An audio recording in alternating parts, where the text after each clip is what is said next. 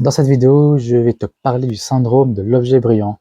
Tu vas sûrement savoir ce que c'est, mais pour rappeler rapidement, en gros, il s'agit d'une tendance à toujours se laisser attirer par les nouvelles opportunités au détriment de celles qu'on a déjà commencées. Et du coup, au final, on ne finit rien, on ne construit rien.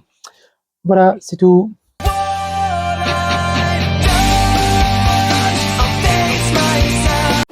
Bon, je vais développer un peu quand même, parce que ce n'est pas de vidéo. Je voulais faire cette vidéo parce que c'est un sujet qui revient. C'est un sujet qui revient souvent dans le domaine de l'entrepreneuriat. Comme moi-même, j'en suis un peu victime, quelquefois, entre guillemets. C'est que souvent, voilà, quand on est dans la création, quand on crée, quand on lance des business, on est souvent attiré, surtout si on est curieux, surtout si on est même polyvalent, souvent attiré par les nouvelles opportunités qui sortent ou celles un peu tendance ou à la mode qu'on voit passer. Mais le souci, c'est que surtout quand on se lance en plus, souvent c'est limite une forme de procrastination, on va dire. C'est-à-dire que parce que c'est toujours au détriment d'un projet qu'on a commencé avant et que du coup en fait on ne terminera jamais.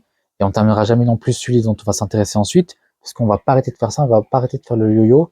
Notre esprit, notre cerveau va pas arrêter de regarder autre chose en se disant ah tiens peut-être ce business en fait pour telle ou telle raison ça va être compliqué, en fait je peux pas y arriver, mais celui-là en fait ça a l'air pas mal. Et ça va être ça à chaque fois. J'aimerais trouver dans cette vidéo peut-être des axes d'amélioration qui pourraient aider à empêcher tout ça. En tout cas, à nous empêcher de, de succomber au chant des sirènes, quoi. Alors, premier axe que j'aimerais évoquer, donc ouais, c'est simple, ce serait de vraiment se donner une seule priorité. S'il faut prendre le temps qu'il faut pour se fixer un objectif, celui qui nous semble le meilleur, tout simplement, et se dire je fais ça, je fais que ça, et j'accepte temporairement de laisser tomber donc d'autres idées qui peuvent être également intéressantes. Mais pendant tel temps, telle durée, je travaille uniquement sur ce même projet, le projet 1, et je ponce au max. Je fais tout mon possible pour réussir dedans, peu importe les difficultés ou les nouvelles tendances qui émergent. Et c'est pour ça, c'est vraiment un premier travail mental. On va fixer toute notre attention et coûte que coûte, peu importe les aléas et peu importe les nouvelles tendances qui émergent, se fixer comme objectif de travailler ce projet et d'aller au maximum de ce projet, peu importe peu importe à quel niveau on réussit, quoi. Tous les business marchent, tous les business fonctionnent, tous les business font de l'argent, donc il n'y a pas de raison qu'en fait qu'on ne réussisse pas. Et là je parle même pour moi-même encore aujourd'hui, il n'y a pas de raison qu'on ne puisse pas réussir à réussir dans le projet choisi, quoi. Même si c'est plus long que prévu, même si c'est différent de à quoi s'entendait, même si on est obligé de de reprendre un boulot à côté, pourquoi pas. Voilà, l'objectif c'est d'accepter les contraintes, d'accepter de laisser temporairement peut-être d'autres idées qui nous semblaient intéressantes sur le côté et de se fixer un seul et même objectif. Second axe auquel j'ai pensé, ce serait de se donner des limites, ou en tout cas un délai avant chaque décision, notamment quand on découvre une nouvelle opportunité, se poser 3 questions, se dire est-ce que ça sert réellement mes intérêts, mes objectifs? Si j'entreprends là-dedans, qu'est-ce que je devrais faire? Qu'est-ce que je devrais délaisser? Qu'est-ce que ça coûterait?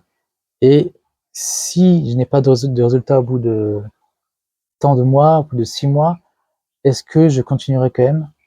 On découvrira toujours d'autres idées.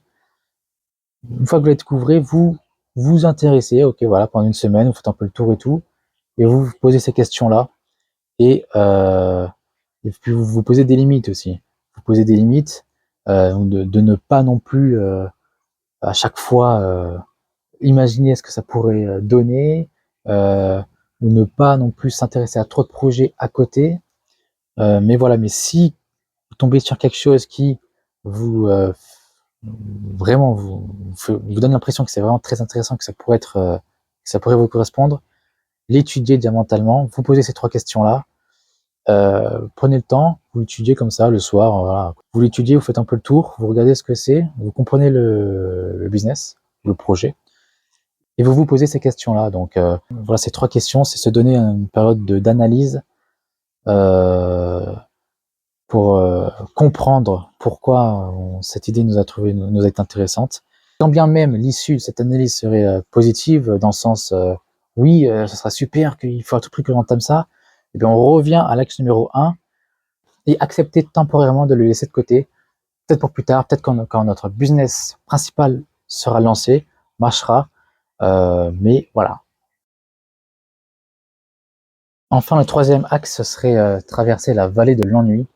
C'est-à-dire que quand on démarre un projet, on a une nouvelle idée, on est ultra motivé, on est hyper confiant, on est excité et tout, on commence. Puis ensuite, vu que tout n'arrive pas du jour au lendemain, et ben il n'y a pas forcément les résultats aussi rapidement qu'on voulait.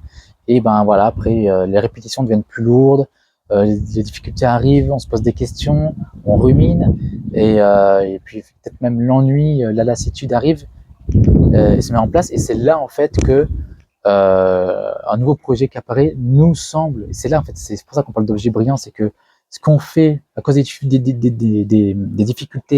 peut-être même des idées qu'on avait projetées dessus, des fausses idées peut-être même, et, euh, et, de, et de, le- de la durée que ça, de la patience que ça demande à avoir, ben ça, on commence à finalement à abandonner dans notre esprit, et chaque nouvelle opportunité nous semble meilleure en fait.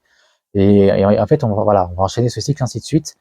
Et donc c'est pour ça que dans cet axe-là, traverser la vallée de l'ennui, ce serait vraiment poser son cerveau, quand on commence un projet, poser son cerveau, ne plus penser, ne plus réfléchir, se mettre en mode robot, quoi, charbonner sans chercher à comprendre, on sait ce qu'on fait, répéter les mêmes actions jusqu'à avoir un résultat, jusqu'à y arriver, quoi. Et quand ça vient pas, à chaque fois, on commence à douter, à penser, à ruminer, etc. Donc là, c'est ça. L'objectif, c'est de poser son putain de cerveau, charbonner, avancer, répéter et voilà, sans penser aux à côté et tout simplement tracer sa route. Donc finalement, le parcours un peu initiatique pour échapper à l'objet brillant, ce serait vraiment focus, friction, persévérance. C'est-à-dire que voilà, focus à fond sur son projet, friction, donc ne pas succomber au chant des sirènes, hein, ne pas se laisser avoir, ne pas se laisser hypnotiser par la facilité, par le changement facile, ce qui nous paraît meilleur alors qu'il ne l'est pas, vraiment. Et puis persévérance, ensuite, voilà, persévérer, répéter sur son projet, bosser son projet et ne pas penser. En fait, c'est surtout ça, je pense, le plus dur. C'est arrêter de penser, de réfléchir, de douter, quoi. En vrai, ça, c'est que du négatif, c'est que de la rumination, en fait. Euh, et donc, c'est arrêter de penser, répéter, faire ce qu'on fait, et continuer. Voilà, ce seraient les 3 axes que j'ai trouvés, donc j'ai essayé un peu de penser pour nous prémunir et nous sauver de l'objet brillant. Et donc, j'espère que cette vidéo pourra aider certains d'entre vous. Je pense que cette vidéo pourra même peut-être m'aider moi-même d'ailleurs. C'était un peu une thérapie en la faisant, en la pensant, en y réfléchissant. Sur ce, à la prochaine.